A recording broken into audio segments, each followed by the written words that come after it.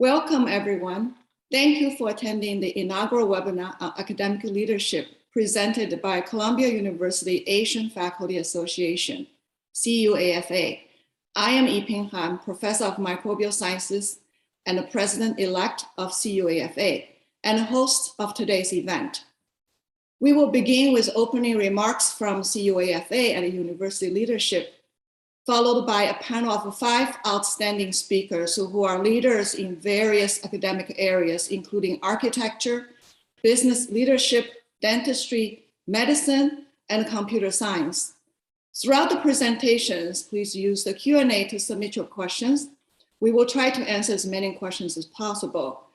Before we start the program, I would like to acknowledge a sponsorship from the university, including the Provost's Office for Faculty Advancement, CUIMC Office of Academic Affairs, Columbia Global Center Beijing, and Department of Biomedical Engineering.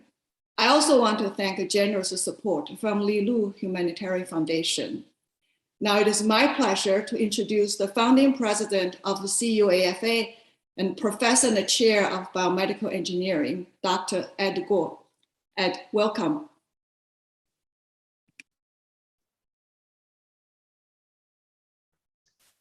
Thanks, Yiping. Taking a few seconds to unmute. Welcome, everyone, here at Columbia University and beyond. And special thanks to our distinguished speakers and panelists. On behalf of the Columbia University Asian Faculty Association, I would like to thank you for joining us on a Friday afternoon. I would like to offer my sincere thanks to Yiping, who has demonstrated her tremendous leadership, and she single-handedly put together this marvelous webinar to address a very important but often neglected or overlooked DEI issue in academia. Congratulations, it is already a huge success. Let me first briefly introduce everyone to Columbia University Asian Faculty Association.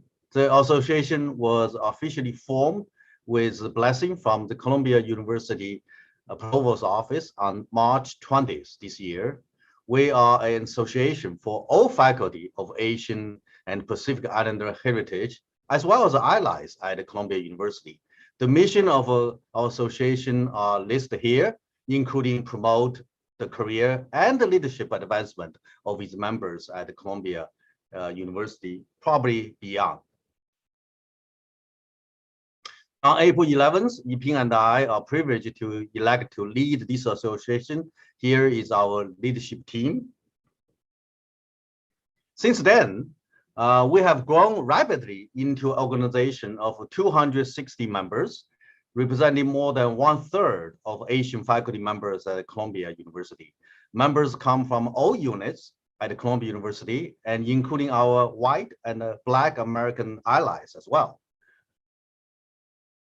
We organized in-person membership get-together this year in September, 2 days seminar on Asian academic leadership.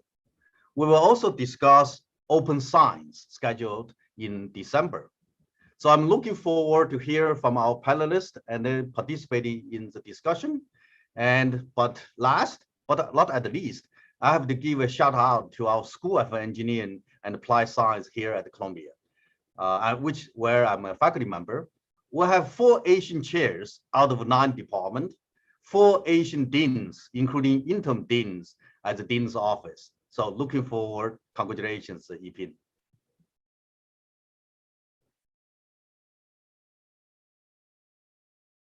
You are muted. Thank you, Ed, for your generous remark. It's really teamwork.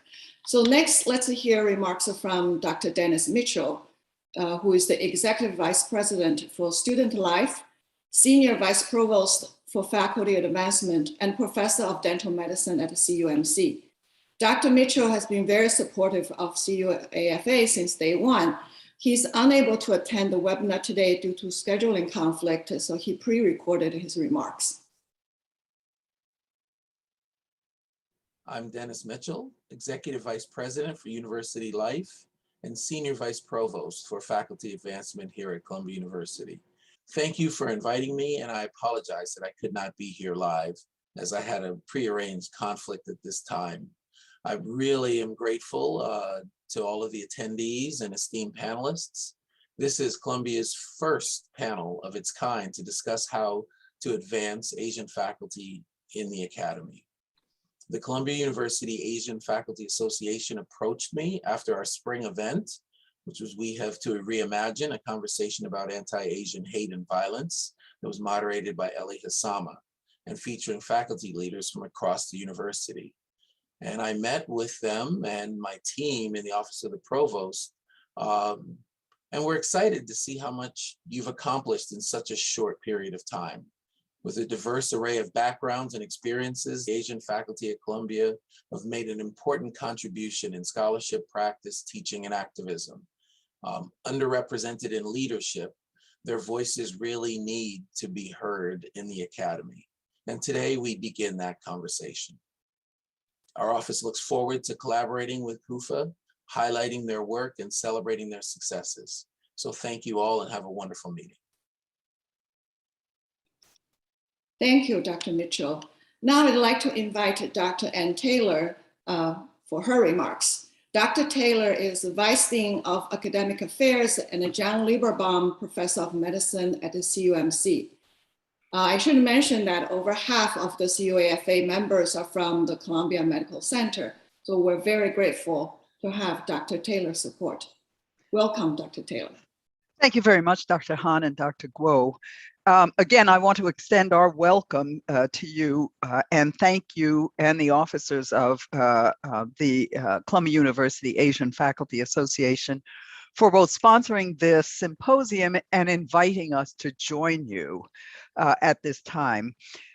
I echo Dr. Mitchell's thoughts on our commitment to equity and to inclusion and to opening the forum to all voices. We need to be very inclusive in our thoughts and hearing from our faculty.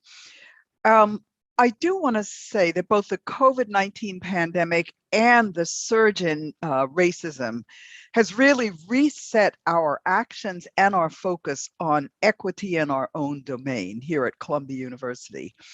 While these are very serious times, they really have afforded us with the opportunity to reshape our environment, to honor and celebrate our individual heritages, as well as to share our collective wisdom in such a way that we are united and strengthened as a community with equity and inclusion as our North Star. So in that context, I am delighted to welcome you to this afternoon to participate in this program and happy to turn the podium over to Drs. Han and Guo. Thank you, Dr. Taylor, for your remarks. Now it is my pleasure to introduce our first speaker today, Dean Renee Chen from University of Washington. Professor Chen earned her bachelor's degree from Harvard University and architecture degree from Harvard Graduate School of Design. After academic appointments at the University of Michigan and the University of Arizona, Professor Chen was recruited to University of Washington in 2019 to become Dean of College of Built Environments. Professor Chen is a licensed architect and has been honored twice as one of the top 25 most admired design educators in the US by Design Intelligence. She was elected to the American Institute of Architecture's College of Fellows in 2017 and is a leader in advocating for equity in the field of architecture. Welcome, Dean Chen. Thank you so much. Thank you for having me and for hosting this wonderful event. I also thank you because it actually helped me think through some things for myself. The invitation actually came quite some time ago, so I've been kind of thinking through what I would say and reflecting a little bit on my own path. And it struck me that, there's the path that I can explain to you that is part of the bio that Dr. Han just read. And it sounds really holistic and makes a lot of sense, the different steps that I went through.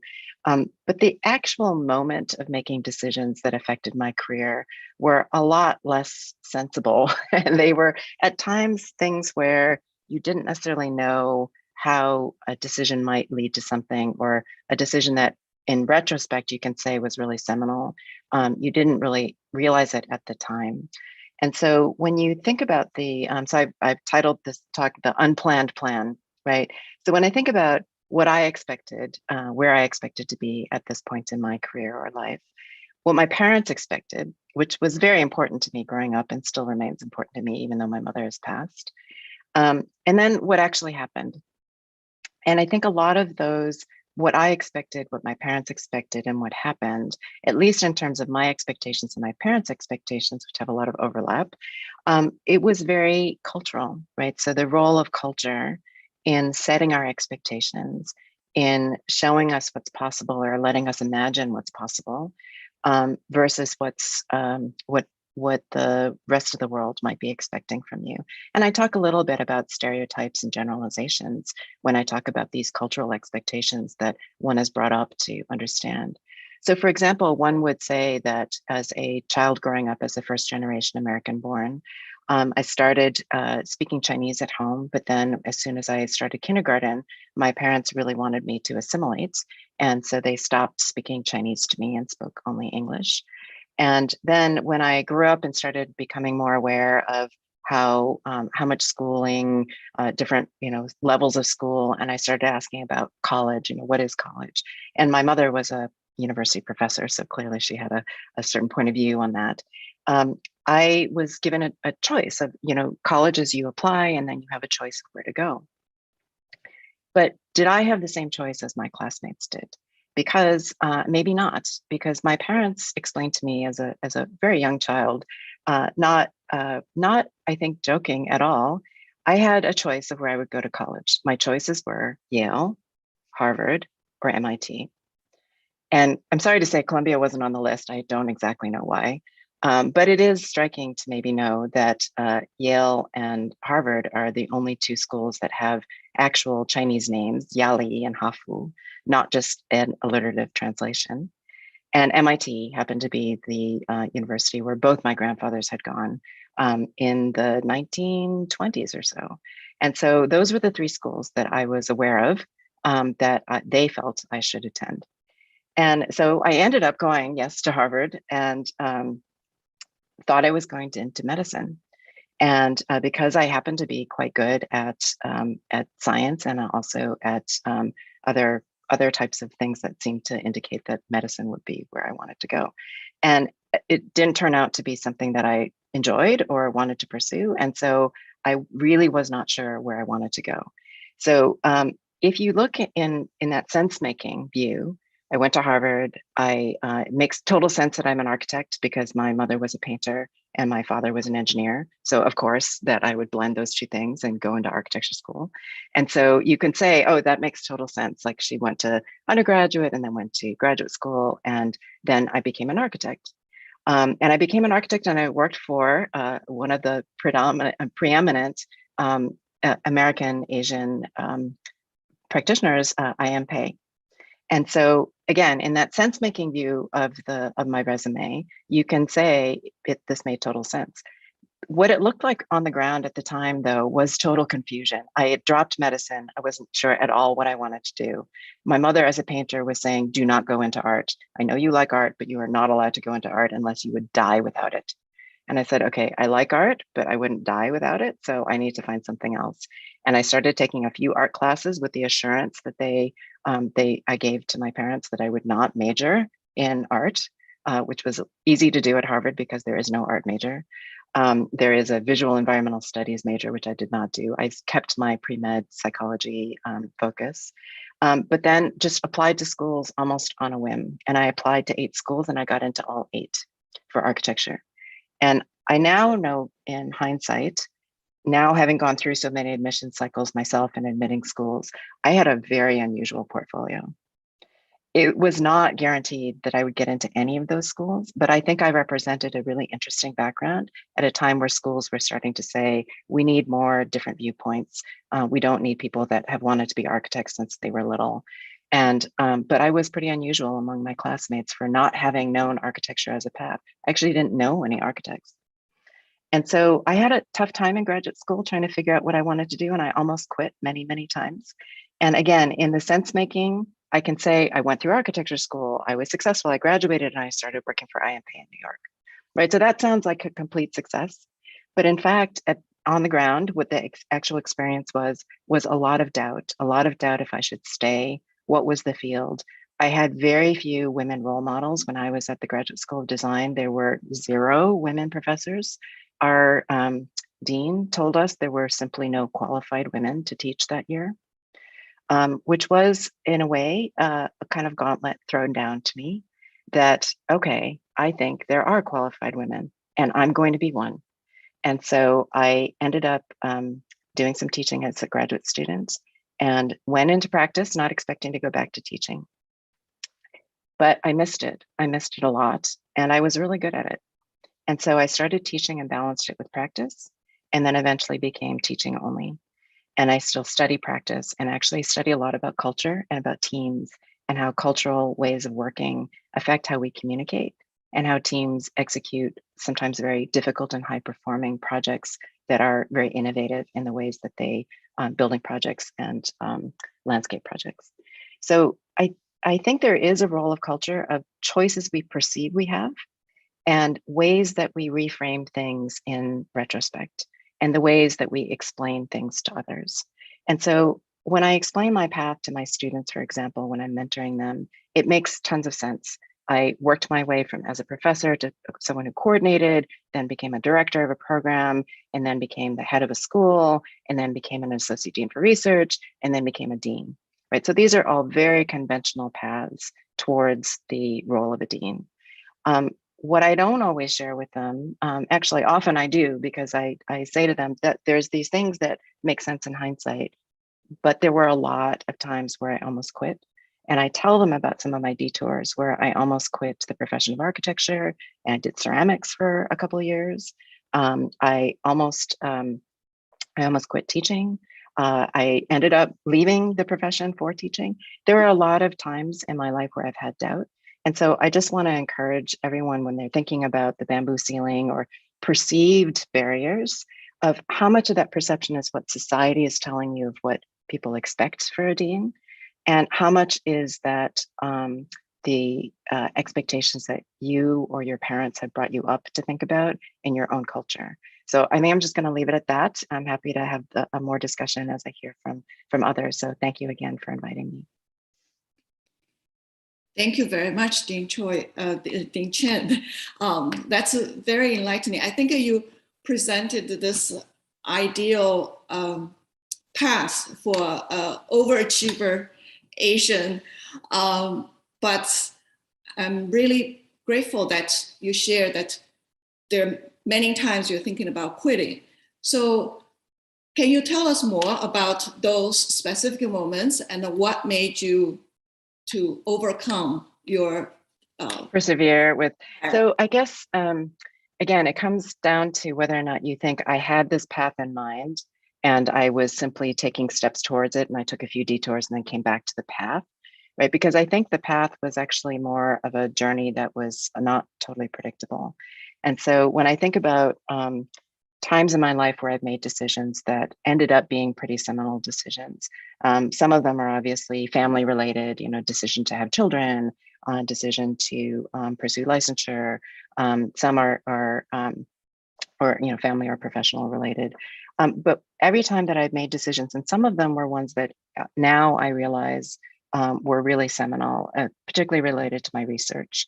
When I was choosing between 2 projects, for example, of where I would put my time and energy because I couldn't do both. Choices that I made that really inflected my later career and what I became known as an expert in. So there are times where you make a decision that is clearly monumental, like deciding to have a child. For those of us who do decide that, and for some, it doesn't happen with a planned decision. In my case, it did with a planned decision. This is a big decision. This is going to affect my life. Other times when you're saying, okay, I only have time to do one of these research projects, or I'm going to try to choose to do these types of classes in my teaching. You don't necessarily know that that's going to be incredibly influential. I ended up making some decisions that had to do with going into an area that was very under-researched, that had to do with emerging practices and how teams worked both legally as well as in their interpersonal relationships on super innovative buildings that were really cutting edge in both design and technology. And I had the background for it. And so you can look again in hindsight and say, she had practice, she had the technical background. But to my classmates, who were my classmates in graduate school, I was the woman covered in charcoal that did giant full-scale atmospheric drawings. And they were like, wow, Renee is teaching about cutting edge building technology. That's really weird, right? And so there are times where you feel, so I quit drawing. I didn't quit drawing myself, but I quit teaching drawing. And it was that there was another more compelling place. So decisions that I needed to make often came down to what I was good at, what the societal need was, where I could make the greatest impact. And some of it was, I literally have thrown darts for some pretty momentous decisions in my life. And there are times where you have to just make a choice. And you can probably correct it if it was truly the wrong choice. But sometimes you just are along for the ride. Great.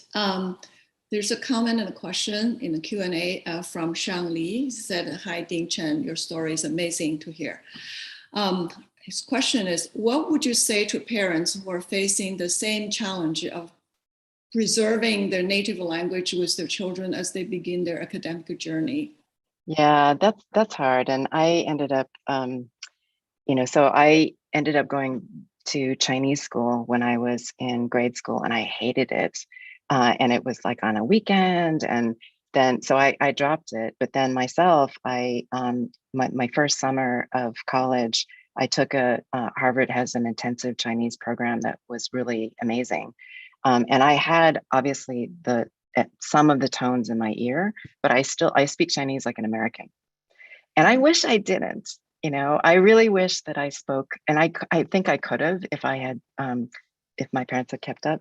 So, but they were making a decision for me at that time, which was in the kind of late 60s in Ann Arbor, Michigan, that I would be disadvantaged if I kept Chinese as my primary language, or they were worried that it would be difficult for me to be bilingual.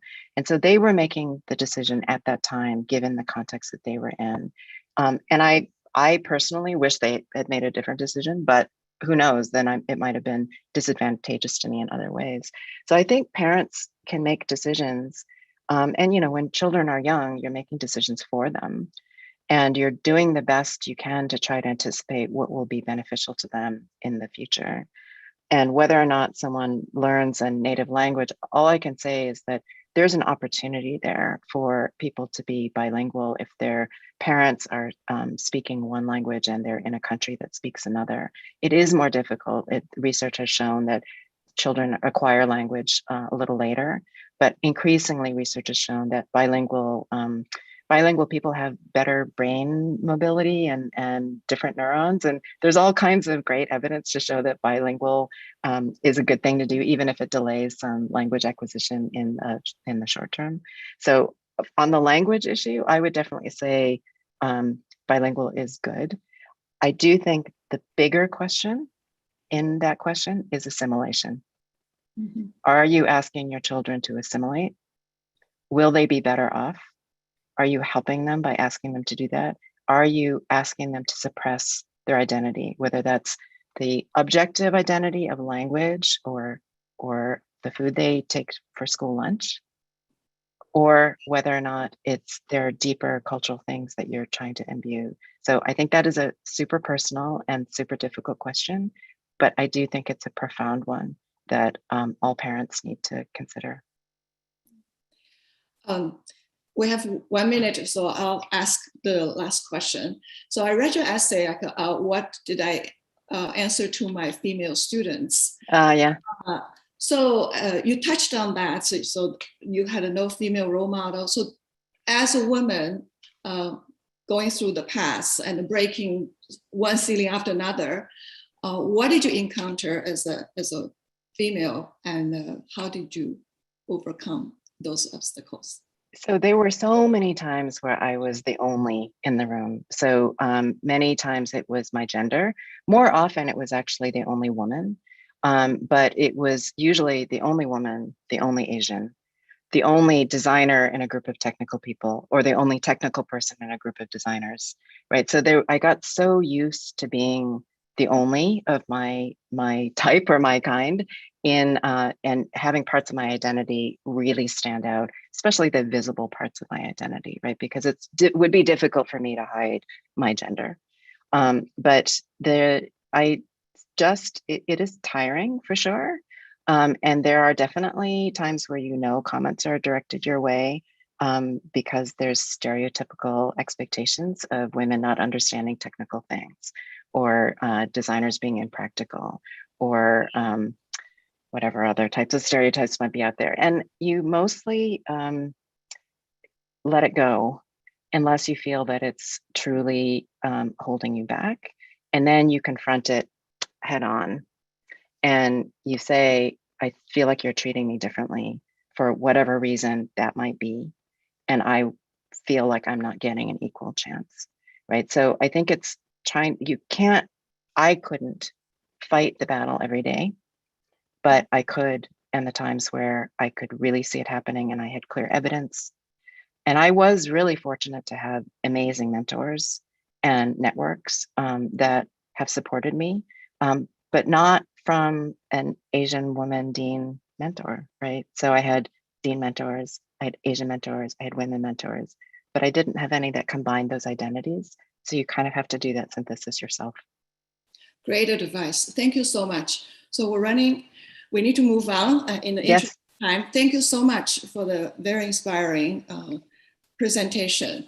Thank you, Dean Chen. You're welcome. So our next speaker is Dr. Michael Morris, who is the Shavkin Chen Professor of Leadership from Columbia Business School, who is also an ally of CUAFA. Dr. Morris earned his bachelor's degree from Brown University and a PhD from University of Michigan. He was a tenured professor at Stanford University before being recruited to Columbia in 2001. Professor Morris teaches classes on leadership, teamwork, communication, negotiation, and decision-making. He founded the business school's leadership lab and created two of the school's most popular elective courses, The Leader's Voice and the Patagonia Leadership Expedition, for which he won Dean's Award for Curriculum Innovation. Outside academia, Professor Morris has consulted with and conducted executive training workshops for hundreds of clients across the globe. Welcome, Dr. Morris. Thank you very much. I want to thank Professor Guo and Han for the invitation to be here today, and also to join your association. I have worked with wonderful Asian collaborators my whole career and owe my career largely to them. Dean Cheng's talk was a very nuanced personal view, and I can't offer insights at that level, but I've done some research on the issue, so I can provide a sort of outside research-based view. Let me share my slides about this, which I'll make available if anybody wants them afterwards. I'm seeing a lot of blue. How is start my video? No, later. Okay. Can someone tell me if you see the slides in the way that you should? We see a blue screen. Do you want to try again? Okay, that's sorry. That's not so good. Okay. Let's try that again. Yes, we see the slides. Now you see them in the way that you should? Okay, great. So you'll need to hit play, and we don't see the slideshow play. Thank you. Thank you so much. Okay. Looks good.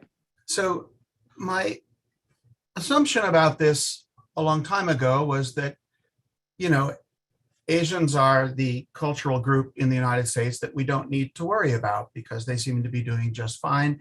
They are often called the model minority. But I became exposed to the kinds of data that I think motivated this presentation today, which is a lot of descriptive evidence that Asians may not be doing fine in leadership.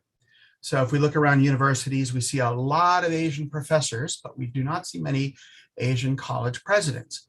If you look at law firms, similar story, not as many partners. On Wall Street, many analysts, but not many executives. My colleagues, I started working on this problem, and I brought in a student, Jackson Liu, who's now a professor at MIT, and my long ago mentor, Richard Nisbet, from the University of Michigan. And we wanted to shed some light about the scope of the problem and the mechanisms of the problem. If it's a problem that affects all Asians, that's 60% of the world population. So maybe it affects immigrants, but not second or third generation Asians. Maybe it affects some Asian cultural groups, but not other Asian cultural groups. So we were trying to look at that question, and we settled on the distinction between South Asians and East Asians, the two largest groups in the world. Each of these groups larger than, say, all of Europe, and these are the two largest groups in the United States of Asian Americans. And we also wanted to look at the mechanism. Obviously, prejudice is a big part of this, but is it all prejudice? Is it a combination of prejudice and certain kinds of cultural habits? So we kind of looked for settings where we could compare the leadership attainment of East Asians and South Asians along with whites as sort of the mainstream group. South Asians and East Asians are both visibly different. You know, if there's if there's prejudice against anyone who looks different, it would affect both. But they're very different in terms of cultural norms. So first, I'm going to show you just a few glimpses of data about the scope of the problem that came out of our research. This is perhaps the most surprising and striking finding, which is that a first study was done just looking at CEOs of S&P 500 companies over like the last decade. And we see graphed here the number of CEOs in each group as a proportion of their population. And not surprisingly, I think to people here, East Asians are less represented than whites, substantially less represented than whites compared to their population numbers. But South Asians are actually represented at a higher rate than whites proportionally. Now that's kind of a surprising finding, but if we stop and think, it's kind of been hiding in plain sight. If you follow the world of business, both in the tech industry and on Wall Street, there is a very high proportion of South Asian CEOs, not so much East Asian CEOs, even though the numbers of East Asian employees are much higher, and the number of East Asians in the United States is twice as high. Now, there could be lots of explanations for this. It's a small n situation with CEOs. There could be founder effects, network effects, So we did other kinds of studies to look at leadership at other levels. We did a number of studies of a traditional sort of organization research, management research type, where we found large companies that allowed us to survey all of their Asian managers. Those included East Asian and South Asian managers, but nothing about our survey made any reference to that distinction. And we would just ask them questions like, are you currently a senior leader? Are you on a track to leadership? Do you feel supported in your aspirations toward leadership? And we consistently found very stark differences between them, in the same organization, at the same level, controlling for all the other variables that you'd like to control for. We also did a number of studies with MBA programs where we could get the entire population of students. So for example, at Columbia, that's about 800 students a year. And we looked across many years, and we had both how students are rated by their peers on peer ratings that the students take quite seriously about different dimensions of leadership, and their objective leadership attainment in these sort of prestigious positions of leadership that they have during their time in the program.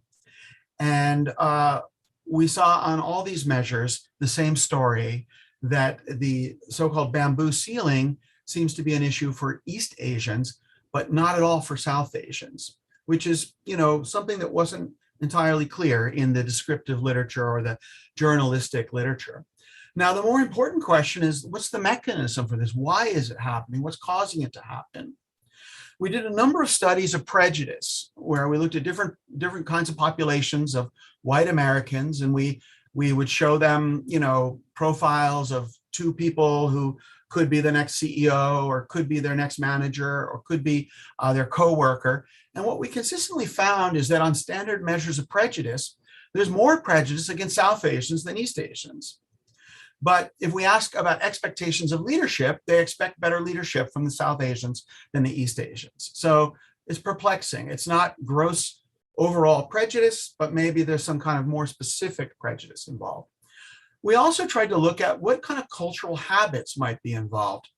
There are some arguments that I don't find terribly credible, but that are made by some people that perhaps Asians are quants rather than poets. They're more interested in numbers than people. They're not interested in leadership. They don't aspire to leadership. They're happy with their technical roles. Well, there's a lot of data that weighs against that. Surveys consistently show that Asians have higher aspiration to status, higher aspiration to promotions than whites. But we gave a chance to this hypothesis. We measured it in all of our studies. And what we consistently found was that there are no real differences across these groups in people's aspirations to be leaders. Everybody has a pretty high aspiration to be a leader. Then we looked at another hypothesis, which comes out of a lot of academic research on cultures.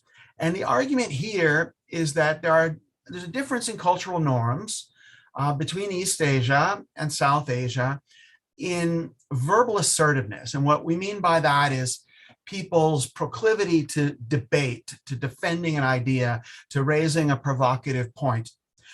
There's a long tradition of study in Chinese culture, which suggests that an important principle is maintaining harmony, which means sometimes not disagreeing, even if you have a differing view, accommodating your views to others so as to keep agreement or a consensus. And then there's a tradition of thinking about South Asian cultures, which talks about sort of the diversity and the tradition of very spirited argument and debate. Debate is the sort of most popular high school activity in South Asia. It's not a very widespread activity in East Asia. So this is an argument that we thought was worth investigating. And indeed, there are stark differences when we look at MBA students or when we look at middle managers in people's assertiveness, whether it's self-rated or whether we ask their managers or peers to rate it. There are potential problems with self-ratings, there are potential problems with other ratings, but when it consistently shows up in both ways, then you start to believe that there may be a cultural difference in assertiveness related to, Confucian norms versus other kinds of norms about how a mature person handles themselves in conversation. And then we did the kinds of regression analyses that you would expect and find that the difference in leadership attainment is consistently mediated by the difference in assertiveness. Now, this holds regardless of how assertiveness is measured. It doesn't mean that assertiveness is the ultimate cause, the bottom level explanation for this. It just means that assertiveness is a proximal mediator of people getting promoted. Prejudice dynamics of certain kinds could be behind it. It does suggest, however, that assertiveness could be a target of remedies. Now, quickly, I'll show you there's a new paper. That paper was published in PNAS last year, and it attracted a lot of media attention in the business press. And we have a new paper out, which looks at, it's called the bamboo ceiling in the classroom. And it looks at performance in professional schools like business school and law school that demand and grade on adversarial communication, adversarial debate in the classroom, often called the Socratic method or the case method. This gives you just a descriptive picture of it. If you look at MBA's GPA, and whether or not you control for their standardized test scores, you see that East Asians who come in with among the highest test scores perform worse than South Asians and whites. This is true regardless of whether they're first generation of immigrants or third generation immigrants. We control for all those kinds of things. And it's also true in law schools. So we think of this as the dilemma of the Confucian student in the Socratic classroom, people who've been raised to think that you should maintain harmony, but you're in a situation that rewards adversarial debate. Now, 1 minute. Okay, good. So what are the implications? Well, at a personal level, what individuals can do is practice skills and comfort in speaking up, whether that's debate, improv, or stand-up. An example here is Andrew Yang, who was a national level debater and has done really well in his political debates. But the onus shouldn't be on Asians. Allies like myself need to recognize this issue and combat it by amplifying Asian colleagues' comments and by advocating on their behalf. And organizations need to understand that not all Asian groups are the same. It's ridiculous that organizations have employee resource groups for all Asians, which is the majority of humanity, and lumping them together in diversity statistics can mask some of these problems. If South Asians are doing better than whites and East Asians are doing worse, Asians overall may not look like they're having a problem, whereas each group may be having certain kinds of problems. HR departments need to be sensitive to this. We need to realize that in a diversifying workforce, a less domineering style may actually be more effective. And that's something that we're working on now. We're also trying to look at other kinds of graduate programs, like say engineering or medicine, that may not have this cultural difference because they have different kinds of pedagogy. So I've been trying to get other areas of Columbia University to show us their grades by cultural background to see where this problem exists and where it doesn't. That's all. I'd love to hear any questions if there's time. Thank you very much, Michael, for a very thought-provoking presentation. There are a few questions. In the interest of time, maybe just one. How can we play defense of our great initiative? How can you play defense against this problem? It's a great question. Now, it may be that it's harder for East Asians to speak up because many people expect them to be harmonious and judicious in their words. In which case, I would say it requires collective action. It requires that, that the Asian faculty members commit together to all start speaking up more so that it's not one person standing out. Great. Thanks a lot. We need to move on. And at the end, we'll have some time for additional Q&A. So Okay. Please stay around. Our next speaker, so speaking of mentors, our next speaker is actually one of my mentors, Dr. Wenyuan Shi, who is president and the CEO, as well as a CSO at the Forsyth Institute, a world-class dental research institute and a pediatric dental hospital affiliated with Harvard University. Dr. Shi obtained his bachelor's degree from Fudan University and a PhD from University of Wisconsin-Madison. He then did postdoc training at UC Berkeley. Prior to Forsyth, Dr. Shi was the chairman and the professor of oral biology at the UCLA School of Dentistry, as well as the professor of microbiology, immunology, and molecular genetics at UCLA Medical School for over 20 years. Dr. Shi is a co-author and a co-inventor for over 250 scientific articles and 40 patents and patent applications. He was the founding scientist, former chief of scientific officer, and chairman of the scientific advisory board of C3J Therapeutics, which is now called Amata Pharmaceuticals, listed on New York Stock Exchange. Dr. Shi is leading a three-pillared strategic plan at the Forsyth Institute for its cutting-edge dental research, technology development, and global expansion. Welcome, Dr. Shi. Thank you, Yiping, and thanks, Professor Guo and the Columbia for this invitation. And I really want to saluting you for touching on this such important, interesting, and intriguing questions. And I also want to say personally, it's a tremendous honor to be a part of this amazing panel. And many of you are my true heroes. So adding a perspective, I was born in Shanghai, grew up in Hangzhou when the China during the Cultural Revolution. I was one of those students sent out to the US to study back in the early 80s. Then I've been a professor quite a bit of years, and I get recruited to the Forsyth 4 years ago. Forsyth, was founded in 1910, and I'm very honored, invited by the board and to be the first Asian president and CEO in its 111-year history. So related to today's topic about breaking through the bamboo ceiling, and I have to confess, I was never really making any effort trying to break through. I was just pushed through and by the headhunter. In many ways, I think like many of the people in the audience there and who are the professor, I never thinking about I wanted to be an administrator. And I was just interested in mentoring, doing research. And so why Forsyth board and the headhunter is, decided to make the call and invite me, took that position.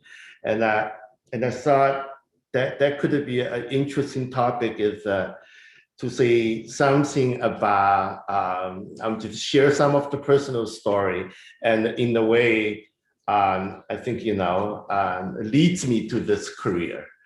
And I have to say that the reason they made the call is have a lot to do with my work experience, and but I think the reason I have those work experience mentioned by Yiping, and is really have a lot to do with my personality and the lifestyle. And when I was very young, I had developed this philosophy saying, as a human, we all have a similar time of the lifespan. We have the same set of the gene, same set of the sensory system. And if I'm only going to do one thing, I'm not fully using my genetic capacity. Maybe we want to try something a little different. And so for that reason, I'm interested in trying all kinds of food. I'm interested in travel to different places. And when it comes to career, and I was kind of interested in try different things as well. And I think for that motivation of philosopher behind my lifestyle, and it has something to do with eventually that call. And I'll just give you this long answer. In a way, I'm just saying, most of us tendingly to choosing a life with more secure, maybe have more safety, and but at the same time, we're all working very hard, and we're passionate about a lot of things. And to me, my life experience is how to balance those two is very important. And in many cases, that right balance is also determining the final outcome. Just take myself, some of my life experience. I wanted to,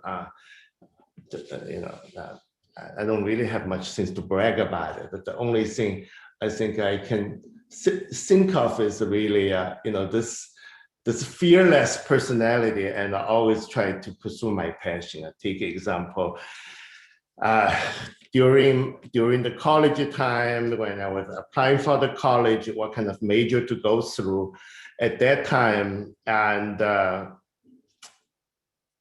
going to physics, chemistry, or medicine are some of the things very popular in China. But when I was growing up, I loved to be a fortune teller. So I thought, the best way to learn the fortune telling is there's this very interesting major back in Fudan University called behavior genetics. Back in the early 80s, no one even know what the behavior genetics about. That was the major was just newly created. Just take a chance, and because it just intriguing me. And by the time I finished my PhD in Wisconsin and look at the postdoc, I can either, go to take a postdoc, which is very poorly paid, and you never really know what the futures are, especially, being a foreigner, it's just very difficult that don't know where the future is. At the same time, at that time, I have a job offer from Merck and the experimental station. They paid 3 times more than a postdoc salary. You can see there's a very secure future ahead. But at that time, I made a choice and decided to be a postdoc and give my future a chance, is because I always have this dream to have my own lab. I wanted to be a teacher and be a mentor. So even though the future is very unknown, I decided to give the chance anyway. By the time I finished postdoc looking for assistant professor, I got this first job, and at that time, it was one of the hardest decisions in my life, because I was very grateful, and being somebody born foreign and come to the US to study. At that time, very few Chinese scholar and trained here ever offered an academic job. So when I get in that job, I thought, that could be the last job I will ever have. It would be the huge mistake if I didn't take the job. But at the same time, when I go through the interview, I finding that, without naming that university, and I'm just saying, I'm just finding the colleagues surrounding me, which is not that exciting, just not that innovative. The university system is, you can see, can for sure getting your tenure. The university tenure rate was 95%. And so it's just really lack of challenge. I couldn't get too excited about it. And so I decided to reject the offer. That was the hardest decision. But since my passion is, if I want to have my own lab, I wanted to in a good lab. So I end up at UCLA, which is my 11th job offer when I took. But I'm very grateful because of that decision. And I end up have some great mentees like Yiping, and make my life way easier. And to move on, just like our assistant professor, working very hard, published a lot of papers, and got tenure, very excited and grateful. But while your pathway seems to be very clear, continue work hard to get more grants, be the department chair and be the dean, I somehow thought, man, I already published 120 papers at that time. Am I gonna spend the rest of my life to publish another 200 papers? And somehow that thought just couldn't excite me. And so I said, I wanted to take some risk and do something a little different. And so I end up find a business partner, and we rent a warehouse near LAX, the Los Angeles airport. We turned the warehouse and put some net bench there and start to creating our own biotech company, and which eventually, and we managed to raise over $200 million. It's now traded on the Wall Street.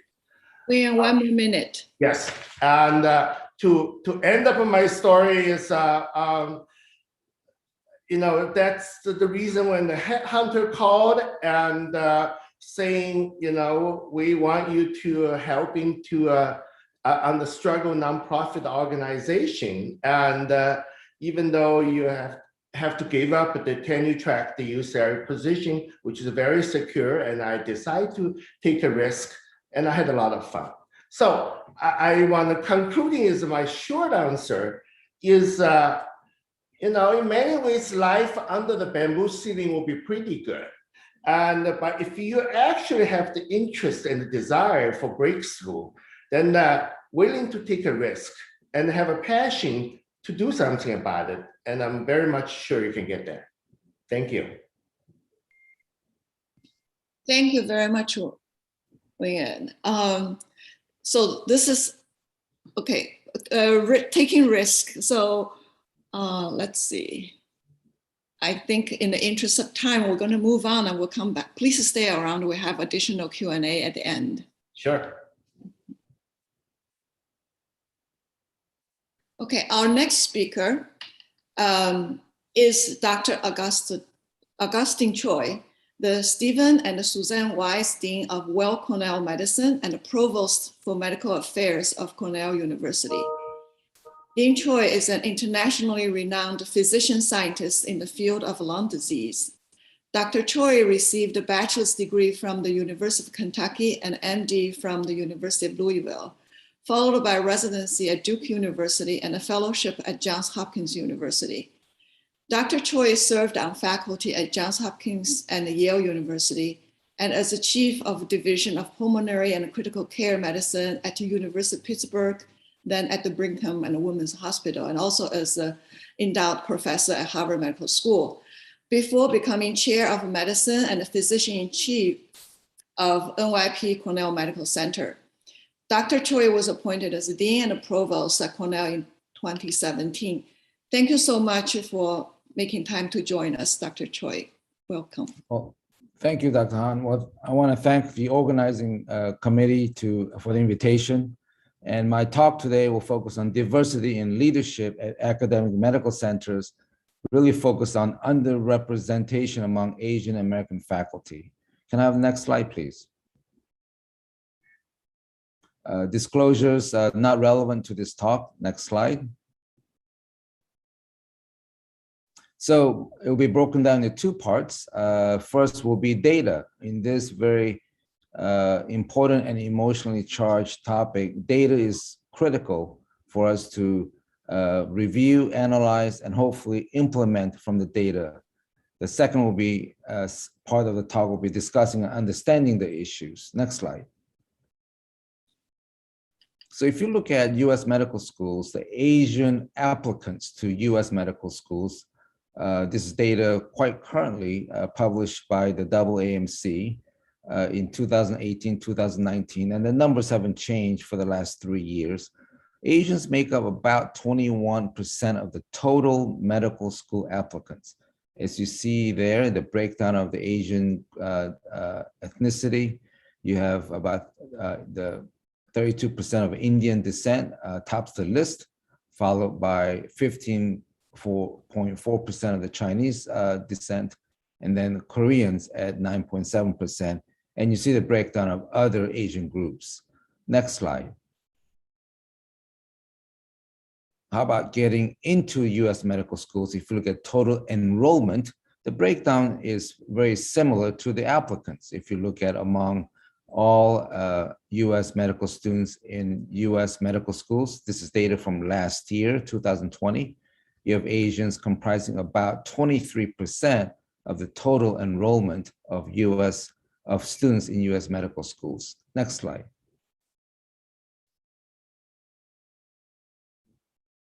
How about post-medical school? How about your residence and your postgraduate training? Akin to the medical school enrollment that I've shown you the slide before, if you look at Asians of active residents in training in postgraduate medical education, data from about 2 years ago, so pretty current data, is about 20%. So about 20 to 21% of the students of Asian descent in terms of applications and for enrollment, and also for the residents in training. Next slide. If you break down the US medical school faculty post-training and department chairs as a metrics of leadership among US medical school faculty by gender and by race, in 2020. This is data from last year that we published in JAMA just recently.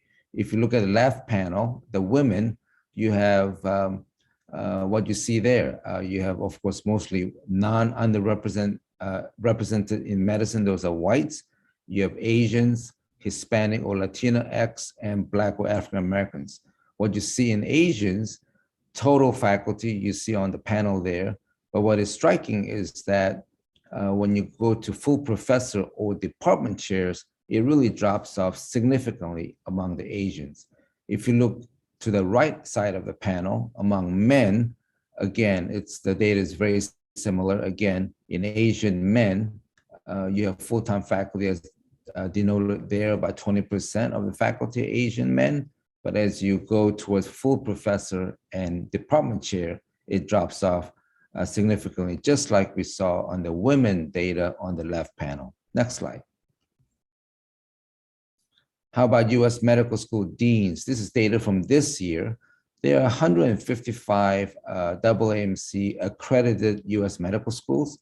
So this is the data, deans by race. You have 9 Blacks, 6 Asians, 5 Latinx, and 135 white deans. If you go by gender, you have 24 women and 131 men. Next slide, please. If you break down this data even some more, this is paper published in 2013 in terms of the data in 1998, 2003, and 2008. There was 0 Asian deans. The graph that I've pointed out on the right side of the slide are data of recent years, the last 5 years. When I became dean in 2017 at Weill Cornell Medicine, I was the 2nd Asian dean, as you see there. 2018, we picked up 2 more. 2019, another 2. Then it stayed flat the last 3 years. So there are now currently 6 Asian deans in US medical schools out of 155 US medical schools. Next slide. So let's discuss and understand the issues. We try to. Next slide, please.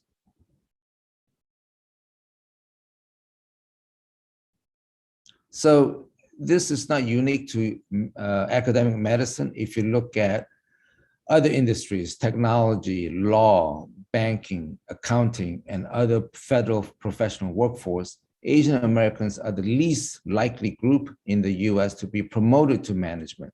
This was a paper done by Harvard Business Review in 2018. So academic medicine is no different than other domains. Next slide. This article, Michael Morris just presented, so I won't go into any detail since he just presented in detail. So if you break down the data some more in non-academic medicine, this is studies done in the business world, as Dr. Morris pointed out, why East Asians, but not South Asians, are underrepresented in leadership positions in the US. There was a big cohort, more than 11,000 people, found that cultural differences may be a major factor and not prejudice or motivation. We actually need for similar subgroup analysis in medicine. Next slide. So what have we done locally? Well, it starts with advocacy before you try to implement changes or try to implement changes. So at Weill Cornell Medicine, after the horrific events in Atlanta in April of this year, the leaders and the faculty and the students got together among Columbia, Vagelos College of Physicians and Surgeons, Weill Cornell Medicine, and New York Presbyterian Hospital to have a tri-institutional town hall on American Pacific Islander racism. Next slide, please.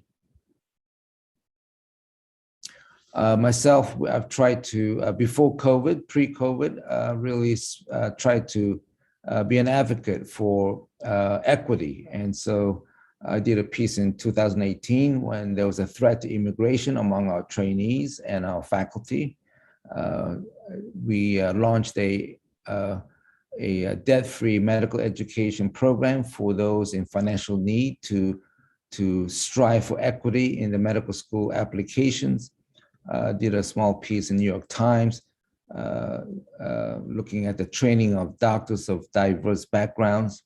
And lastly, in USA Today, the number of Black students getting into medical school and becoming doctors we are at a crisis right now, 3 to 4% only. And I formatted 5 ways the medical schools can help ease the shortage of Black doctors. Next slide. So in the spring of this year and the summer, did a CNN op-ed in Asian Americans facing barriers and bigotry in medicine, followed by the JAMA article this year I co-authored with Dr. Anil Ruski, Dean of the Columbia University Irving Medical Center and Badgelos College of Physicians and Surgeons, focusing on the diversity in leadership at academic medical centers, addressing underrepresentation among Asian American faculty. Next slide.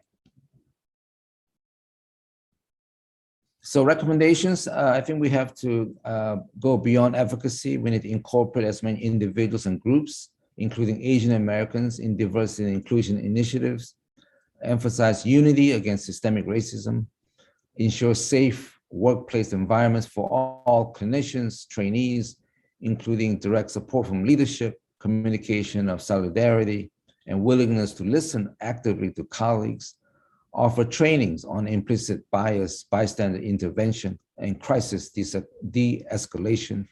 We all need to strive for equity at all career levels and include Asian American leaders in diversity and inclusion. And of course, mentorship is the key. Enhance mentorship and career development, skills training for talented individuals of all backgrounds. Next slide.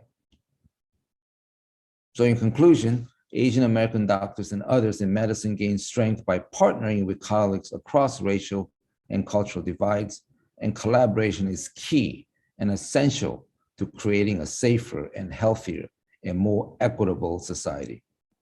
I think that's my last slide, and I thank you for attention. Thank you very much, Dean Choi. And I understand that you're out of country in a completely different time zone. So thank you very much for joining us. So before we go to a question, there are quite a few comments asking, is this event recorded? So the webinar is recorded and we will share the link after it ended. And here's one question for,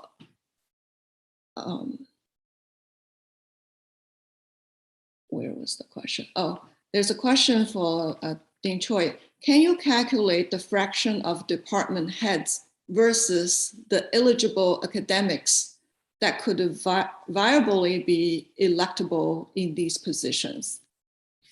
Well, if you look at the JAMA article, the data that I showed, it drops off more than 70% from eligible faculty, department chairs, and then professorships. So it is a significant drop-off, both in men, Asian men and Asian women, in comparison to the white faculty. The slide is published now in JAMA. So there's a significant drop-off. So we do have to try to move the needle in this domain.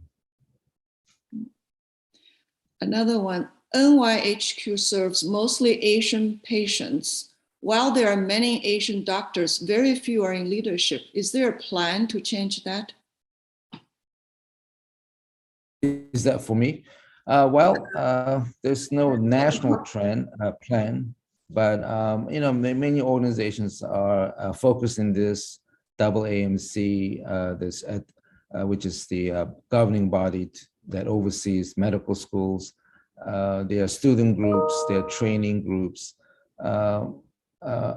Efficacy is very strong, but I think in this area, just like all issues related to equity, we have to start moving the needle. So hopefully this will happen with continued efficacy and working together across the board to get this more equitable. There's a comment here. I don't think lack of diversity can imply bigotry or racism. I think accent and English fluency is the culprit of exclusion and not race.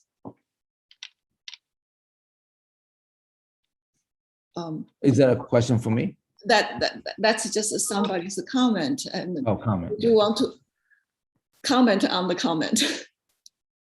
Well, this is a very important topic. I think we don't have enough time to get into all the factors involved in this in the world we live in, but clearly there is not an equity, especially the topic that I just reviewed, and of course the topics reviewed by many speakers today that went before me. So I think my recommendation is to really continue to work together across all gender and racial lines to achieve equity, to fulfill humanity and social justice. Equity is one of the major ways that we can achieve that. So I think we all try to do that. Thank you very much, Lin Choi. We need to move along, and please stay around. I think there are more comments and questions at the end. Thank you so much. Okay. So time goes by very quickly. Our final speaker is Dr. Jeanette Wing, who's the Executive Vice President for Research and Professor of Computer Science at Columbia. Dr. Wing earned her bachelor's, master's, and doctoral degrees in computer science, all from MIT. She's a fellow of the American Academy of Arts and Sciences, American Association of the Advancement of Science, the Association for Computing Machinery, and the Institute of Electrical and Electronic Engineers. Prior to Columbia, Dr. Wing was corporate vice president of Microsoft Research, served on the faculty and as department head in computer science at Carnegie Mellon University, and as assistant director of computer and information science and engineering at the National Science Foundation. Dr. Wing joined Columbia in 2017 as the inaugural director of the Data Science Institute. In her executive vice president for research role, Dr. Wing has overall responsibility for the university's research enterprise at all New York locations and internationally. I should also mention that Dr. Wing is also a member of CUAFA. Thank you so much, Dr. Wing, for joining us. Thank you. Can you hear me? Yeah. Great. So I am delighted to be here on this panel today. I want to thank Yiping and Ed for inviting me. And I really just wanted to share with everyone my story. Perhaps similar to Renee, it seems sensible, but perhaps less sensible than Renee's history. And I did want to say that my parents influenced me along many important decision points. So I actually had a very, first I should say that I was born and raised in the United States. And until this panel, I actually never heard of the term bamboo ceiling. I think because I'm in a tech field, I've been perhaps under the glass ceiling and been thinking more about gender diversity and gender issues than I have about racial issues until more recently. So in any case, ever since I was 4 years old, I knew I wanted to teach. I didn't know what I wanted to teach, but I loved teaching. And so when I was in first grade, I wanted to be a first grade teacher. And when I was in second grade, I wanted to be a second grade teacher. And I think partly I wanted to teach because my father was a professor, in fact, at Columbia University in electrical engineering. And I loved math when I was growing up, and I liked science. And then one day after dinner, when I was in 11th grade, I asked my father, "What is engineering?" because after all, he's this professor of electrical engineering. And that was a very pivotal after dinner time conversation for me, because he said, engineering is solving real world problems using mathematics. And so, of course, he appealed to my interest in math and science. And after he answered so aptly, I said, okay, I want to go to the best engineering school in the country. And that's how come I ended up at MIT. And like many MIT freshmen, I started out as an electrical engineering major, and we were required to take computer science courses. And in my sophomore year, I took a required computer science course, and I loved it. I learned a new kind of mathematics I never heard of before, but computer science was still very new. So I called up my father and I asked him, I'm thinking about switching majors from EE to computer science, but is computer science just a fad? Because after all, there were no textbooks back then. And he reassured me that computer science is here to stay, and it's a good field to be in, and switching majors is not an issue, and go for it. And I did, and I never looked back. So those are two early decisions I made that were highly influenced by my father. Now, because I wanted to teach, I knew I wanted to be an academic. Because I knew I wanted to be an academic, my early career was basically written out for me. I had to do well in undergraduate school. I had to get into graduate school. I had to get an academic position as an assistant professor. I had to get tenure, and so on and so forth. Perhaps the only decision I had to make in my early academic career was moving from the University of Southern California to Carnegie Mellon University. CMU is tied for #1 in computer science. And I decided to move to Carnegie Mellon when I realized, if I wasn't living in New York, it didn't much matter where I was living, and I should be in a place where my colleagues are excellent and my graduate students would be excellent. So I actually lived in Pittsburgh, Pennsylvania for a large part of my professional life. That's a whole other story. But that's where I grew up professionally, at Carnegie Mellon. And I moved up the ranks there, became full professor, and then department head. And that was when I started asking myself, I had achieved the ultimate goal of being an academic, getting tenure and becoming a full professor. And then I thought, is there something next? Is that it? And it was at that time when, in fact, I got a phone call from the National Science Foundation, and they asked me to be the assistant director for computer and information science and engineering. So the AD is one step below the director. And I really didn't want to go to NSF. I didn't want to work for the government. I was very happy being department head. The faculty loved me, and I loved leading them. It was, a very good position. But NSF wouldn't take my no. They kept pushing me, and I decided I would try it out. And it was really a life-changing decision for me in my career. Being able to do something at the national scale, being able to see what research was going on before the publications, seeing what people were proposing to do as opposed to writing papers about what they have done. It's more than being at the cutting edge of research. It's being a little ahead of where the research is going. That's incredibly exciting. Also, it gave me the national platform to promote my own priorities. I was able to really promote what I call computational thinking at the national scale, which has now influenced K-12 curricula throughout the world. So, and I was able to change the attitude and culture of the computing community. So I really am Also, I was there when Barack Obama first was his first term, and he gave NSF $3 billion on top of a $6 billion annual budget. So I had money to give out, and it was a really good time to be at NSF.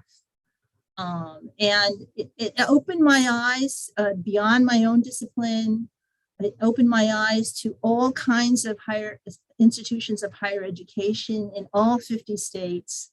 It really broadened my scope, in a dimension that I would not have been able to get had I just stayed as department head at computer science at Carnegie Mellon. However, I was just on leave from CMU, and I went back to Carnegie Mellon after my term at NSF.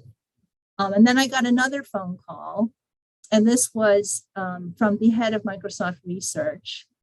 He was a former colleague of mine at Carnegie Mellon, and he had been trying to recruit me to Microsoft for a decade.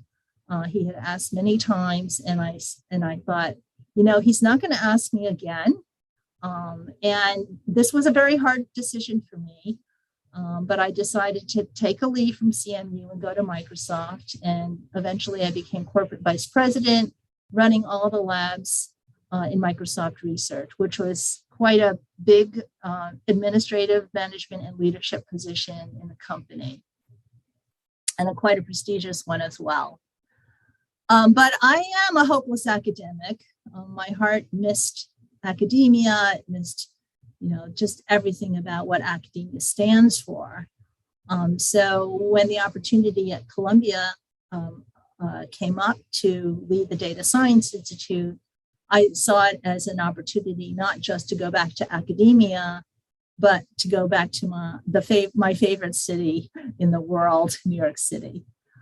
So then I joined Columbia in 2017. I was the inaugural director, Evanescence director of the Data Science Institute. And only in September did I start my new position as executive vice president for research. I can tell you that as an academic growing up in the usual academic line, assistant professor, associate professor, and so on, I never thought I would work for the government. I never thought I would work in industry. And I never thought I would be the EVPR for research.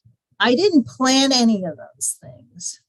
And I sometimes joke with many of my colleagues inside and outside of academia that the best job in life is being a tenured full professor.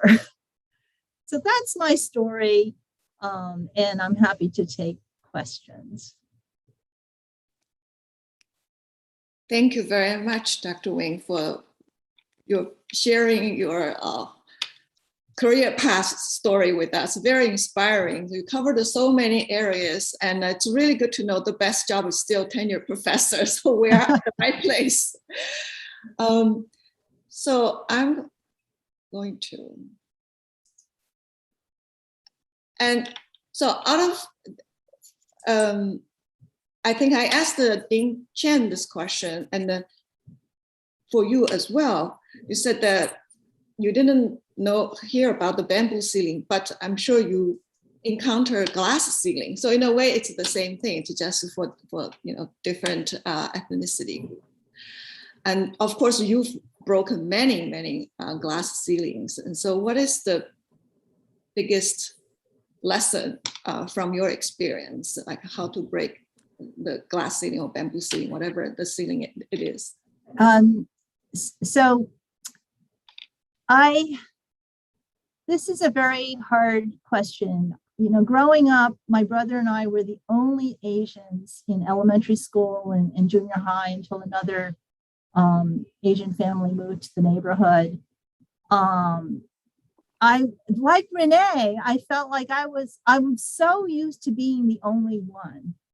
In so much of my career, I was the only one, and I got used to being the only one. In fact, when I first got to MIT, I was living in a dormitory where on my floor were a lot of other female Asians who grew up in the United States. And I was shocked that there were so many other people like me. So, of course, that was just a small anecdote, but over my years, I still have been almost the only one in some respect. I should say that when I was at Microsoft, and the leadership team I was on was mostly Asian, both East Asian and South Asian. I was at Microsoft in the transition between Ballmer and Nadella. And I can say, as Michael Morris said, Satya Nadella is a pretty amazing leader. And it was like night and day being at Microsoft between Ballmer and Nadella. But in any case, in the leadership team I was on, which was AI and research, it was mostly Asian, and then I was the only woman. So there's always something. I should also mention that this issue of diversity, equity, and inclusion is not easy to, if you will, solve. It's maybe not solvable. When I was at the National Science Foundation, I had a program called Broadening Participation in Computing. I spent at the time, this is around 2007, $14 million annually on this program.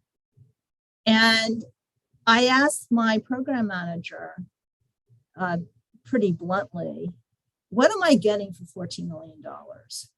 If I doubled your budget, what difference would that make? If I tripled it, not that I would have, what difference would it make? It's really hard to make a difference. So I'm answering more than your question. Right. Actually, Dean Chen had a comment, Jeanette, I had exactly the same experience when I first came to Harvard. So I I was like, all these Asians that are not my cousins. So, well, the other thing, Renee, you probably witnessed at Harvard, and something I didn't know, and something that is really gets at the nuances of what it means to be Asian, is that at MIT, there were multiple Asian groups. Yeah. There were those from one country, those from another country, those who were American born and whatnot. I felt I didn't belong to any of them. And I joined the Asian American Volleyball League. Many of them didn't make me feel like I belonged to any of them. Yeah. So I just went off on my own, and it was we're probably contemporaries. It was that time period. Yeah. When we were all trying to partly assimilate. And Renee, I should say that in my situation, my parents are both Chinese in heritage, but they speak different dialects. Yeah, so same they in my family. had to speak English to each other. And my biggest regret in life, this goes to the first question you were asked, Renee, but my biggest regret in life is not knowing Chinese. But I can't blame my parents because they had to speak English with each other. Mine spoke different dialects, but they had Mandarin in common. I see. So.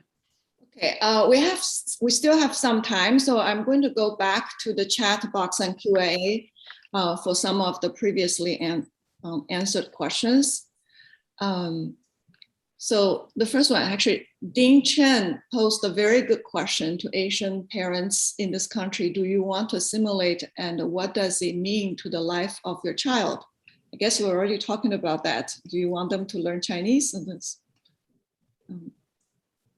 so that's a question for Dean Chen, but others can chime in also. I have an opinion about that.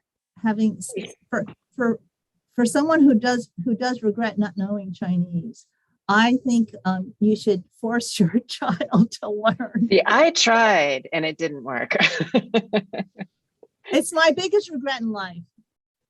And when I go to China, the Chinese do not make me feel welcome. Yeah. Because I don't speak the language. I look Chinese, but I don't speak the language, and they don't like that.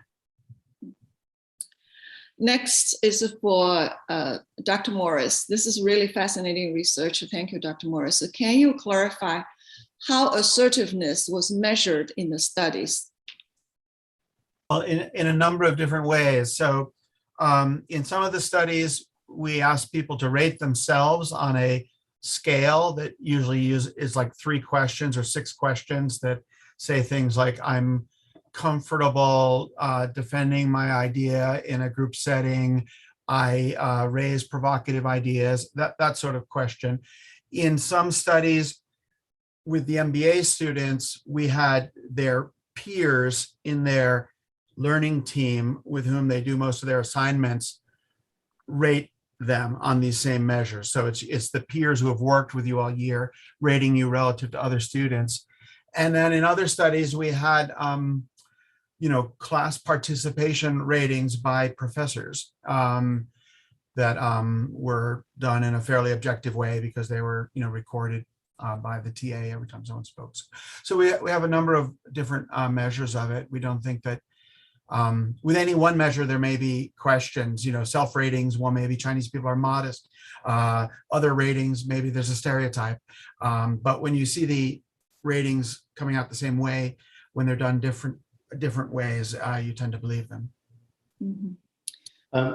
Professor Morris, it's very interesting thing. I think your finding have intrigued a lot of people.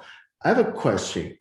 Would it be possible to compare when they look at the East Asian, they have so many leadership opportunity because the booming economy. Sure, yeah. And so if you use the Fortune 500 as a calculation, many of the successful East Asian actually have their own company, which is doing even better than the Asian Fortune 500 here. Yeah, it's a very smart point. There is people have raised that possibility, saying, it may be that the preponderance of South Asian CEOs we see in the United States reflects that there's less opportunity to go back to South Asia and run a booming business, whereas East Asians do that. I think that's a small part of this. It certainly doesn't explain why the phenomenon exists at the level of MBA students or at the level of middle managers in US companies. It may explain some of the stuff that's going on at the very top level. I also think it's quite interesting. I haven't done this study yet, but from comments like this, if you think about the East Asian CEOs worldwide right now, the ones that come to mind are typically the founders of their companies. That's a different matter because it didn't require that anybody else thought they had leadership skills. A company like Zoom, for example. Whereas South Asians, people like Satya Nadella, who's been mentioned a couple of times, he rose through the ranks, and so people around him thought that he would be good in a leadership position. Another comment, again for Michael. Dear Dr. Morris, your insight into the difference between East and South Asia is very intriguing. How about other factors such as geopolitics, prejudice, etc.? Yeah, well, we just heard about the geopolitics explanation. Prejudice, if people are interested, you can look at our paper. We did a number of studies, and I don't claim that they're definitive at all, but we looked at some of the traditional ways of measuring prejudice. So that one of the classic ways is to measure social distance. It's questions like, would you want to share an office with someone from this group? Would you want one of them to marry into your family?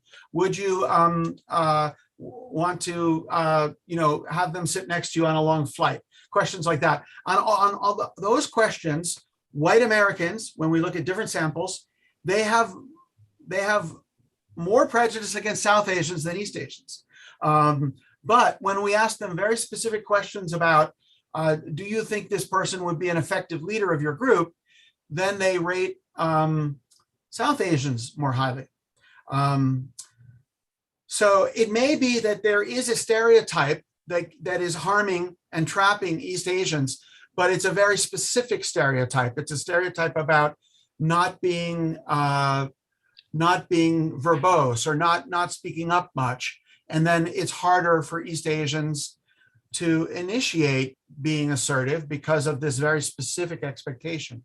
But it's not true, according to our studies, And even though we see this Asian hate phenomenon going on in the last year or so, I think that's a phenomenon that's very fringe. I think that if you do representative samples in the United States, people have very warm feelings towards East Asians, but they don't think that they are great leaders. And so that's where you have to look at the very specific, how do these East Asian, Confucian norms of communication, how do they come across to mainstream Americans? And I think they are sometimes read as a lack of conviction or as a lack of confidence. The behaviors that in East Asia are a sign of maturity don't come across that way to dumb Americans.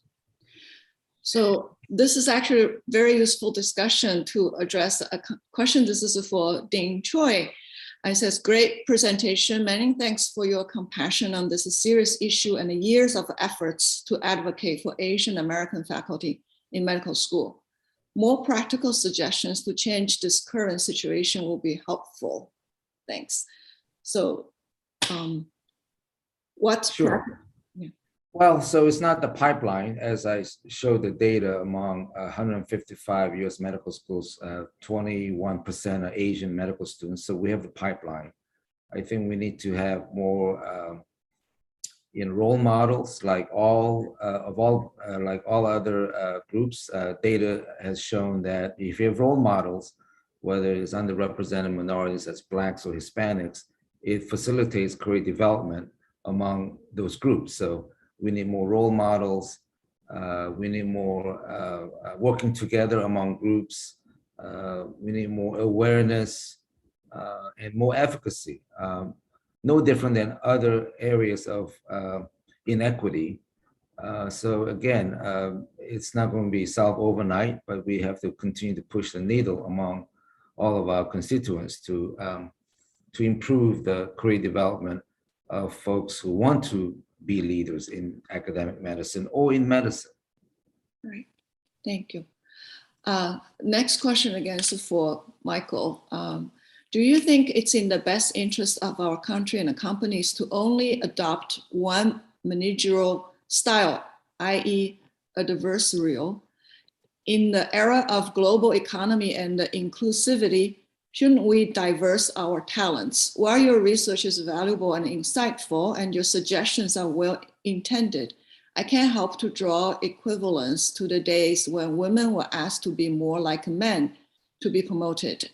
As we have seen in women leaders, their styles may not be the same as men. They are equally, if not more, successful. Maybe our MBA programs can teach our country and our companies to respect and value diverse talents. You're preaching to the choir here. I've done decades of research on gender and on strategies for females leadership in organizations. I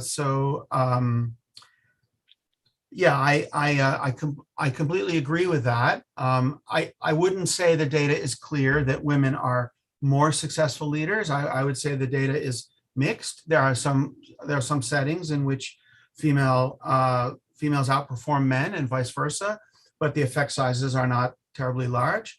I think that I completely agree that there's an implicit prototype of a leader in sort of American culture, and more or less we can think of it as John Wayne. It's a tall white man with a firm handshake who looks directly into your eyes, speaks with a deep voice. So that's, if that's the intuition that you're working with as who's a leader, you're leaving out 80% of the world's population and probably 90% of the world's talent. So I agree, and I do think business schools are working on this. Business schools have been working on these issues for a long time. It's as we heard from a person who's actually trying to do it, it's not easy. I think there are some things that are easy though, like for example, universities and businesses should stop presenting diversity statistics that lump all Asians together, because that's masking the problem. That's allowing a lot of organizations to say Asians are doing just fine because the South Asians are doing just fine, and the East Asians are not doing just fine, even though they're great contributors. And so something about the South Asian style happens to map onto the American expectations, and these expectations are by no means what's efficient for the organizations today and especially for tomorrow, but they're kind of intuitions that that exist in the popular culture. So yeah, some things are going to be hard, but there are some easy suggestions that we could do, such as not treating Asians as one group. Based on your research and your professional experience, do you find that Asian American women experience a unique intersectional disadvantage? It's a great question. We haven't seen a lot of differences popping out about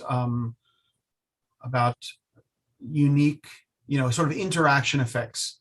And so we typically control for gender. And as I said, I've done decades of research on gender differences in leadership and how to mitigate them. But we haven't seen, I mean, it's a very popular idea, intersectionality, and it's kind of a, as a social scientist, you always look for an interaction effect. But it's also worth saying that if you really look at the data, Black women do better than Black men. So it's the intersection is not always that it's worse. So I follow some of that research as well, and I would say that for Black women and Black men, some of it has to do with the stereotype of assertiveness and expectations. And so I would say for Asian women, there is a double stereotype of being meek and submissive, and for both Asian and for women. And so, I think especially during the Atlanta shootings, there was a lot of stuff around that popular perception and the double breaking of stereotypes. So I would say that there is also some research, and I know it is really mixed, but I do think that there's something there for sure. The next question is basically the same, any difference between male and female between these two. So that's being answered. Next, we've seen trends that the general public is that Asian is not minority, but majority in academia. The argument here is that the percentage of leadership position is low, but it's in a deeper level, and I doubt people from outside academia can really appreciate these numbers in terms of percentage. I'm sure politicians could care less. Any comments? Well, I appreciate the blunt and assertive questions. I think numbers, data is your friend. I think numbers are the right way to work on this issue, and proportions matter. If you look at the Asians are doing well in terms of inclusion at the middle levels and in technical roles, but there is definitely evidence for inequality. Inequality even after you control for all the kinds of merit. So we may not be able to get people marching on the streets about the lack of Asian deans, because it's not what the average person thinks is the most important issue. But if we look at the numbers carefully and we present them within the university system, I think we can be politically effective. Next, we've seen trends that Asians feel free to speak up during virtual meetings, but not during in-person meetings. How can we as leadership provide a platform to equalize this disparity? And how can we as Asians fight the imposter syndrome of not being good enough or scared of being embarrassed?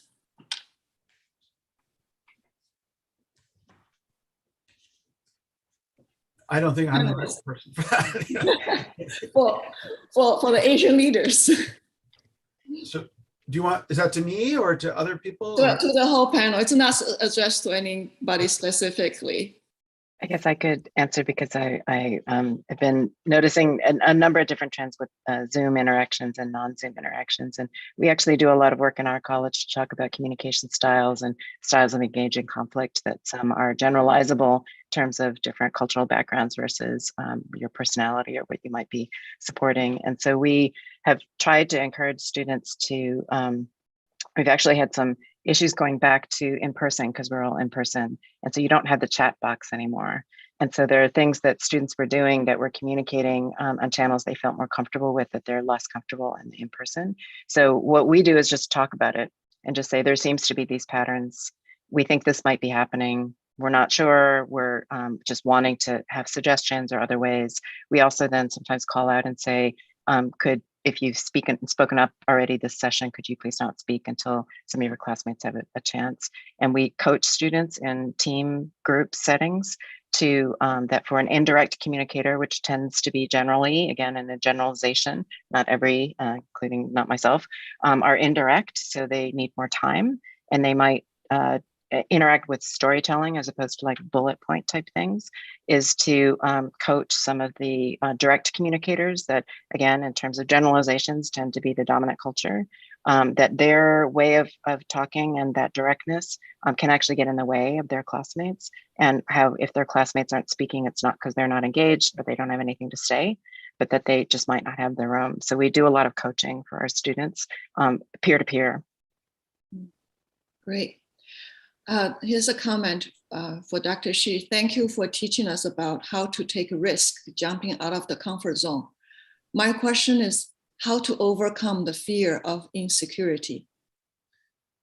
So the reality is for first generation of immigrants, which I think many of the audience are, and the opportunity is limited. And that limited opportunity does affect in the choice. But again, that's back to what I was saying. You have to keep telling yourself you need to find your passion. Because once you have the passion, then it's easier for you to pursue the passion.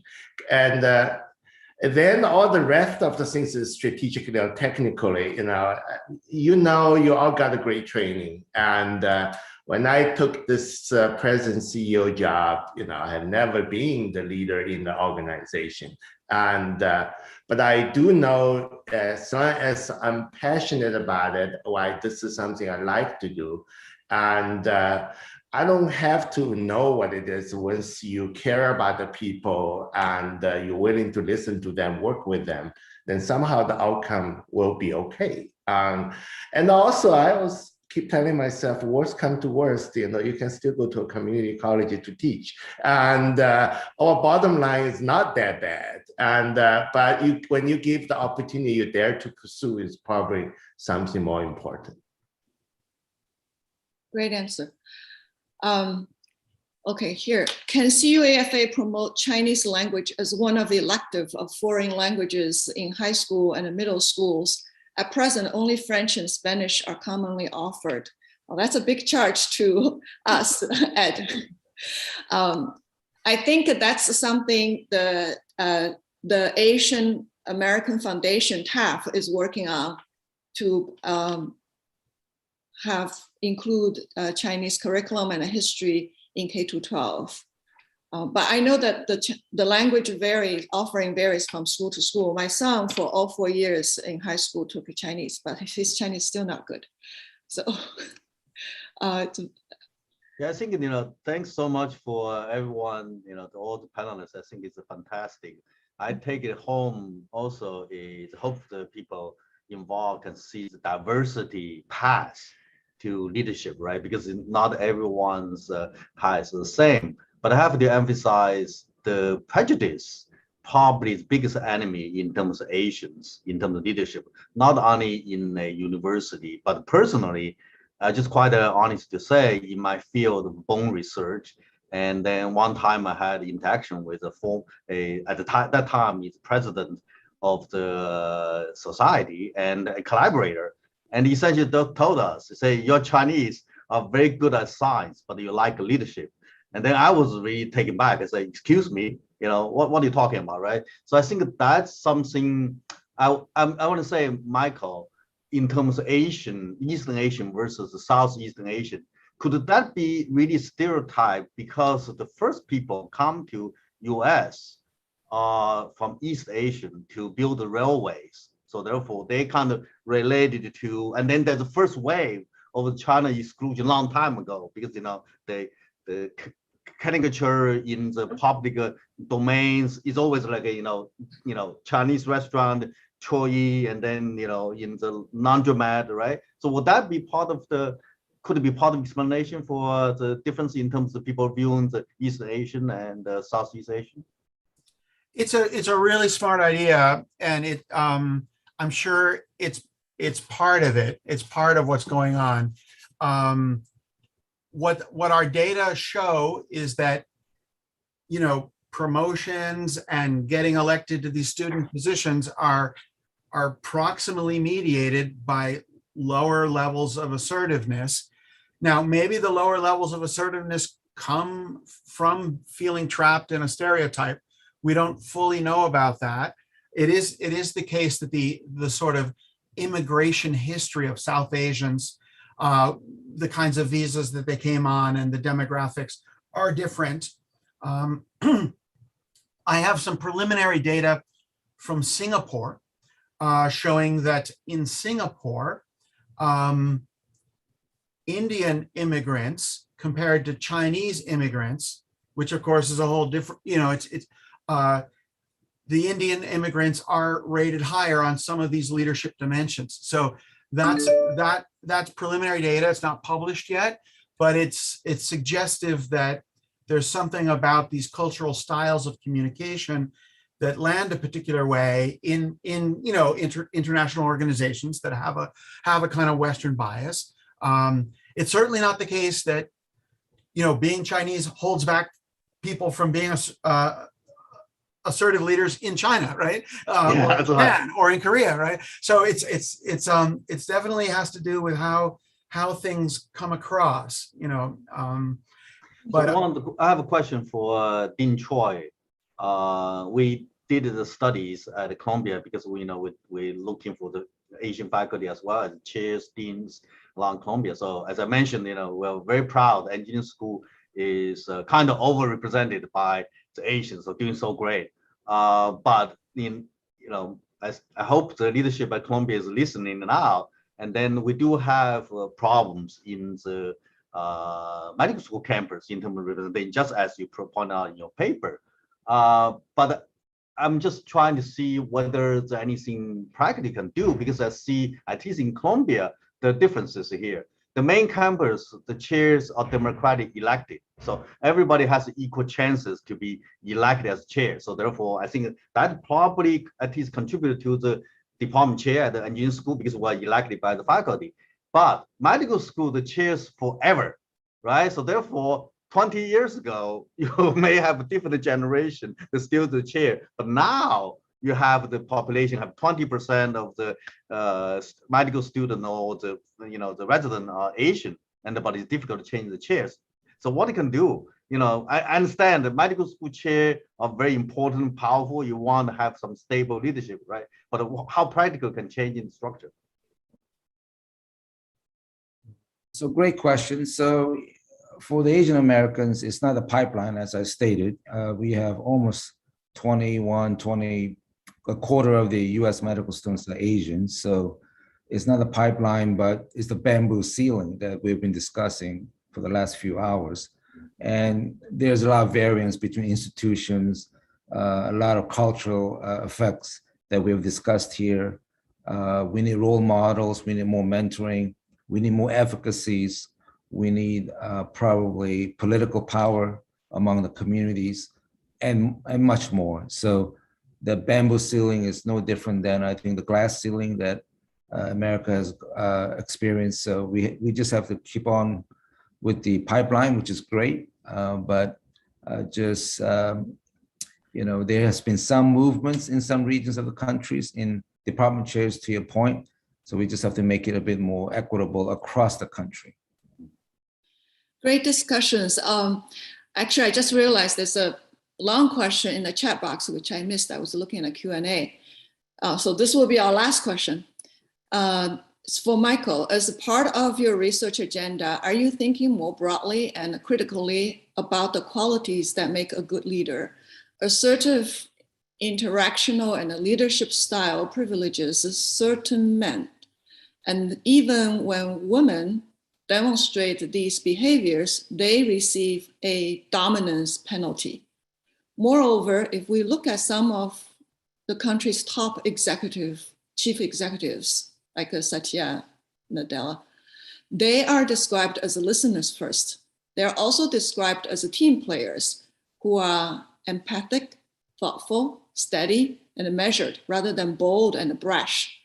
Thinking more broadly about the qualities that make a good leader and recognizing that different leadership models may be just as effective, if not more so, than traditional ones, will broaden leadership opportunities for not only Asian Americans, but also women and other minorities.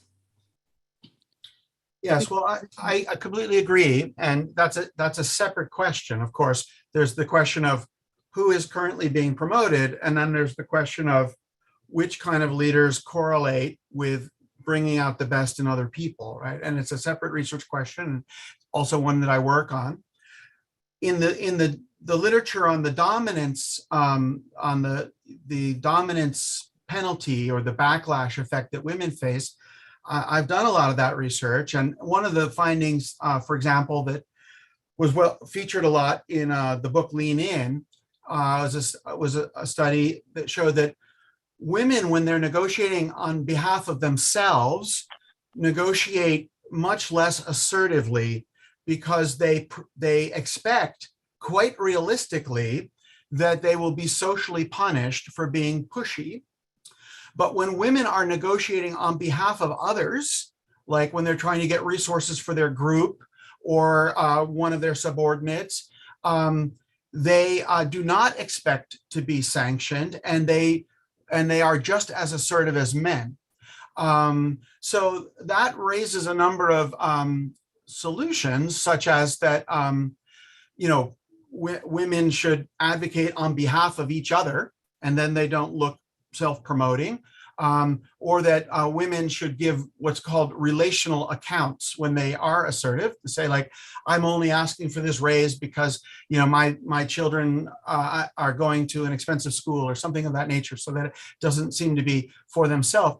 And the evidence suggests that when women are being assertive, but on behalf of someone else, or being assertive and giving a relational account, they are not punished in the same way that they would be punished otherwise. So understanding the mechanisms involved does help people see remedies. It doesn't solve things overnight, but it shows you some of the steps to take.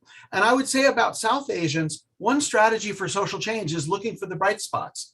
Maybe South Asians have certain advantages in terms of their immigration history, but they're doing a lot of things right. And they're, so people like Satya Nadella, we should look closely at his career as a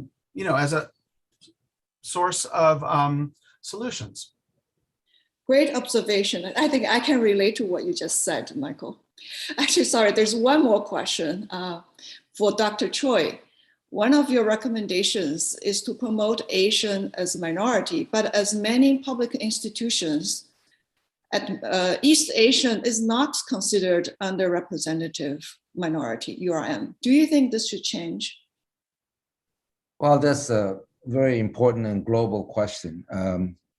It's probably beyond the scope of my pay grade here to comment on that, but whether it's NIH or NSF or federal government or non-federal government or private sector, the definition of underrepresented minority is established. So we just have to, I think, not get trapped into the groupings, if you will, because at least in medicine, we are not underrepresented because 21% of the students are Asian. So it's complex, but we'll see whether the definition of underrepresented minorities will change.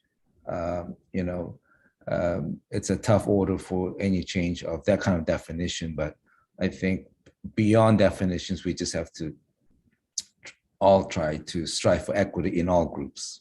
Yeah. Okay, I think we are really running out of time. Originally, we had a plan for 2 hours, and now we really, but because different panelists have different availability, we shortened to 1.5, but we end up still having 2 hours. It really shows people's interest in this topic. So I really want to thank our distinguished panelists for your time, for your very insightful presentation and the thoughts. And the recording of this event will be available on the CUAFA website, so please feel free to visit. And I want to thank everybody for attending this webinar.